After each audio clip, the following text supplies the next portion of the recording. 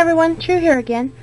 Today we're doing an Inky Antics blog hop, and we're working with some Tombow products that they were graciously kind enough to send to Jackie at Inky Antics to send on our way. I love Tombow already. I already have every single color that they have in their line, and they sent me this nice set of these colors, and while I really love them, I already have them, and I'm trying to pare down and keep my craft room neat and organized so I don't need duplicates. So guess what?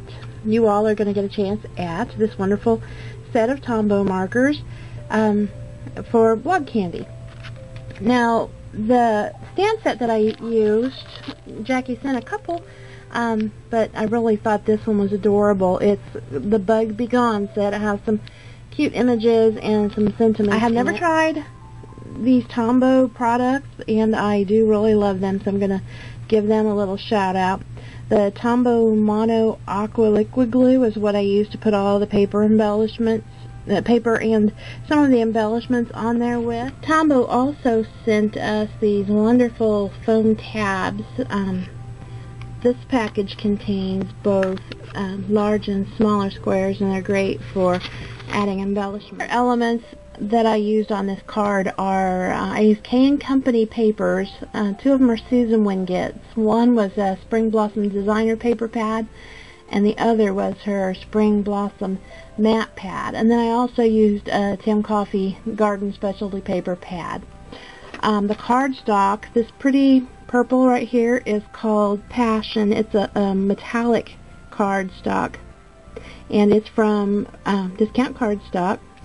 And then I also always use their Brilliant White for my card bases now. It's nice and thick, and I just really love it. I use Spellbinders, Nestabilities, the circle and the scallop circle.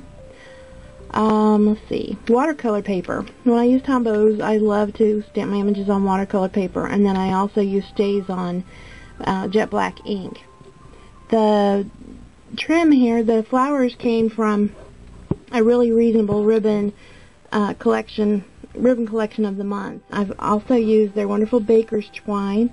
This is the green apple, and then this is the cotton candy, and this is lime satin ribbon that is also really reasonable ribbon. And then the gradient pink gems are from Creative Charms. Now we're going to move on, and I'll show you real quickly how to color this fun little guy. Okay, like I mentioned before, I have already stamped the image with StazOn jet black ink onto watercolor paper. And as you all know, I'm notorious for doodling, and I just thought this little guy would be cute with a little tongue in his mouth. So I'm using a Copic liner to put a little tongue in. And then the first color I'm going to use is Tombow Marker 126.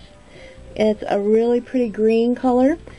And I should show you before I start, I picked colors that, one thing I do is I pick my image, and then I pick the paper to match it, and then I choose my colors based on the paper. And these markers matched the K & Company paper just about perfectly.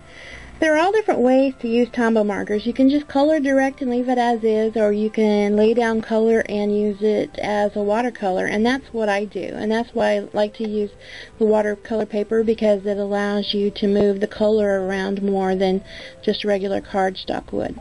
I'm just going in with some color in the darker areas where I know the shade would be. I'm pretending that my light source is coming from this corner shining down, so the shadows are all going to be on this side and down. And then I'm going to use the same color for some grass, and we'll just flick in some grass blades.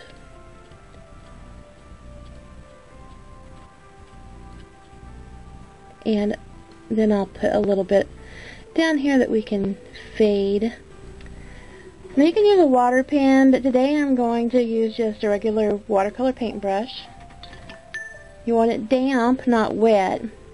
And then just kind of grab some of the color And I kind of work in small circles most of the time. Just kind of work the color around a little bit and add more water when you need it. I just want to fade the grass down a little.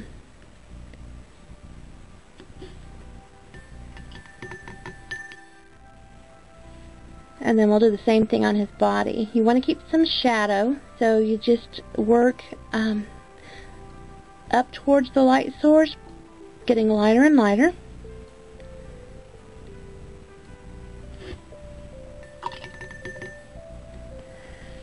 Okay, the next color I'm going to use is Tombow 772, and it's a pretty pink. We'll put that in his mouth, and I want a little color in his eyes, just to make it different from the rest of the page, or paper. So we'll put just a tad in there, and we'll blend it out.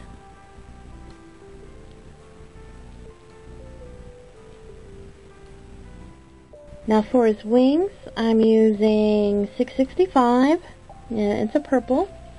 Sorry, I don't have the names down of these colors in my head.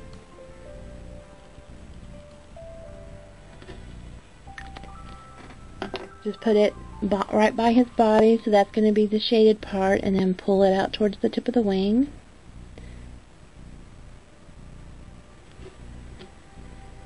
And then I wanted his tongue to be a little bit different color from the rest of his body. So I'm using, let's see, this is 703, and it's a little bit different color of pink. Now I'm not blending that because it's such a small area. Okay, and then finally I'm using N75. It's a light gray, and I'm just going to use it for a little additional shadow. So I'm going back in the areas where I laid my color the first place. See how that darkened that up? Give it a little bit more dimension. Do the same thing on the wing, and we'll even catch the eye a little bit.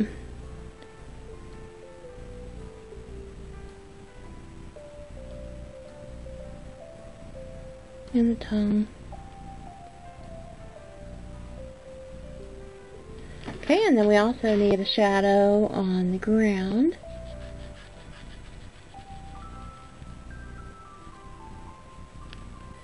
And we'll flip in some where his arms and his antennas are sticking out too. They should catch shadow too. I got a little crazy there, but that's okay because that's going to be cropped off when I cut the image out for making the card.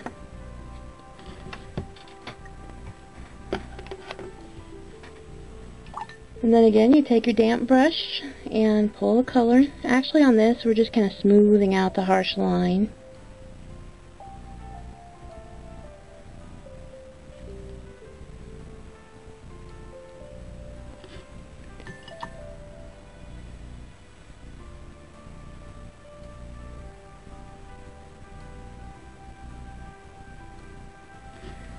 And I decided I would like to have a little shading under his eye too, so I picked the gray back up. And just put a little more color in. We'll feather that in, and then hit the grass a little bit to smooth out that shadow.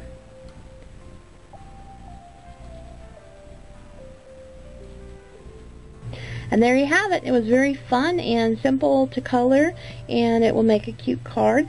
Don't forget to comment so that you can be entered on my blog candy drawing of the Tombow markers provided by Tombow. And I guess that's it for today. Hope you all have a wonderful day. Happy crafting.